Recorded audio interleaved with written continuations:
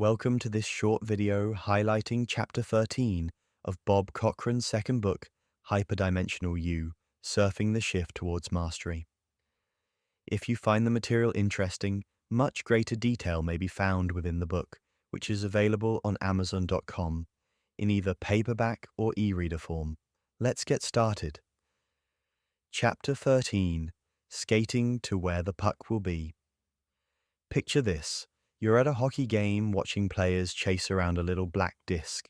The amateur players skate to where the puck appears to be going, huffing and puffing behind the action. But the pros, they're already gliding toward where the puck is actually going to be. Now imagine applying this same principle to life itself during this time of great societal shift.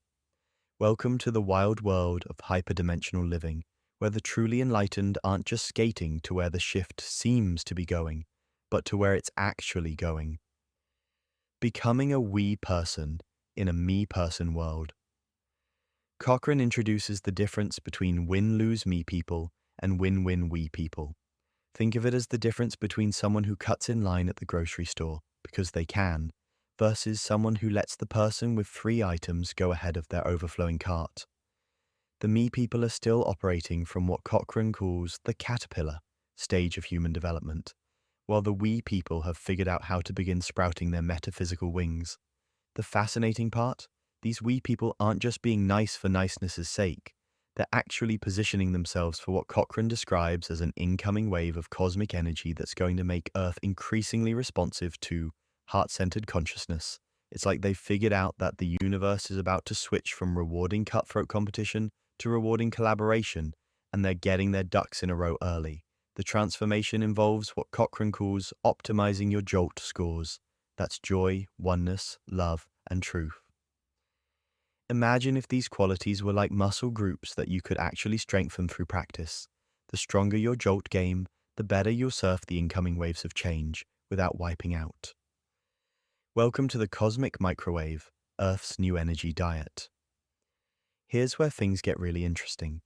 Cochran explains that our entire solar system is currently passing through what scientists call a local interstellar cloud, essentially a cosmic hot zone with temperatures reaching 30,000 to 50,000 degrees Kelvin. It's like our solar system is a car driving through the world's hottest car wash, except instead of soap and water, we're getting blasted with high-energy particles and cosmic rays. The result? Everything is getting energetically amped up. The sun is showing signs of overstimulation. Planets are too. And humans are experiencing what Cochran describes as either an upgrade or a system overload, depending on their vibrational level.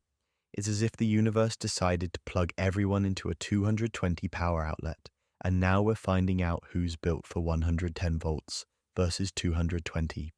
For those with what Cochran calls open heart chakras, this cosmic energy boost might feel like finally getting the right prescription glasses.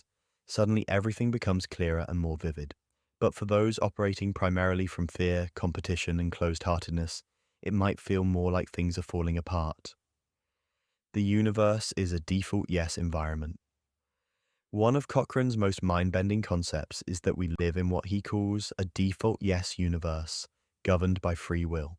This means that unless we specifically say no to manipulation, exploitation, or negative influences, the cosmic operating system assumes we're consenting to whatever shows up in our experience.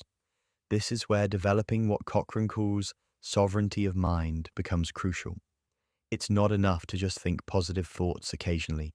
You need to become the CEO, security guard, and quality control manager of your own consciousness. Because in an increasingly thought-responsive universe, sloppy mental habits aren't just annoying personality quirks anymore. They're the seeds of undesired outcomes. The technology of forgiveness, upgrading your personal operating system. Here's where Cochran gets really practical. He suggests that forgiveness isn't just a nice spiritual concept. It's actually a technology for unlocking sequestered energy and upgrading your personal reality. When you truly release a grievance, he explains, it's like refreshing your internet browser. The consciousness that may be recreating our physical universe countless times per second may respond by recreating your new experience without the influence of that old toxic programming. Imagine if every time you genuinely forgave someone or something, you were literally debugging the flawed code of your personal reality. Suddenly, that annoying coworker, that traffic jam, or that financial stress might start showing up differently in your experience. Not because the external world changed, but because you updated your internal software. The ripple effects could be massive. Cochran suggests that if everyone in the world released just one grievance per day, our collective reality might be barely recognizable within a year. It's like a global software update, one person at a time. Navigating the hyperdimensional highway. As this cosmic shift accelerates, Cochran predicts that humanity will increasingly split into two camps: those who choose to remain on what he calls the 4D porch, limited to the physical world as they understand it, and those who learn to navigate hyperdimensional reality with the skill of experienced surfers. The hyperdimensional crew isn't just talking to imaginary friends. They're learning to access information, guidance, and abilities that exist beyond the constraints of linear time and three-dimensional space. It's like you've been living in an apartment building your whole life, only to suddenly find out there are several other floors in the building that you can access with the elevator. The key, according to Cochran, is developing what he calls Type 3 energy, the ability to transform challenging situations through the alchemy of higher vibration consciousness, rather than just muscling through them with force or willpower. It's the difference between being a bulldozer and being an Aikido master who redirects energy, rather than opposing it. The bottom line: becoming a wise human in a quickly changing world. Cochran's ultimate message is both simple and profound. The old paradigms of competition, separation, and scarcity are not just outdated. They're becoming increasingly unsustainable in a reality that's growing more responsive to consciousness by the day. The future belongs to what he calls wise humans who have learned to operate from coherent heart-mind integration and collaborative rather than competitive strategies, and a whole systems theory, understanding that helping others is a practical form of helping yourself. It's like discovering that the game rules have changed, and the players who figure this out first will have a significant advantage in creating the kind of world they actually want to live in. The question isn't whether this shift is happening. According to Cochran, it's already underway. The question is whether you'll be skating to where the puck is going, or still chasing where it used to be.